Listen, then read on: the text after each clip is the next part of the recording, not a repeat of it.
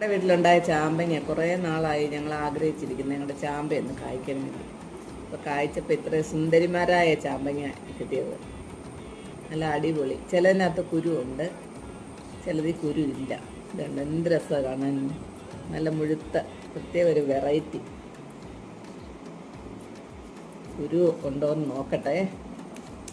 ഇതിനകത്ത് ചിലതിനകത്തേ കുരു ഉള്ളൂ. ഇതിനകത്ത് നമുക്ക് ഉണ്ടോയെന്ന് നോക്കാം. ഇത് കണ്ടോ, കുരു ഇല്ല.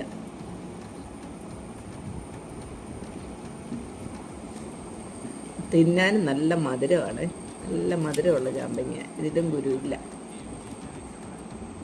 ചില ഇതിൽ മാത്രമേ ഉള്ളൂ കുരു. ഇത് കുരു കാണുമെന്ന് തോന്നുന്നു. ഇല്ല, ഇതിലും ഇല്ല.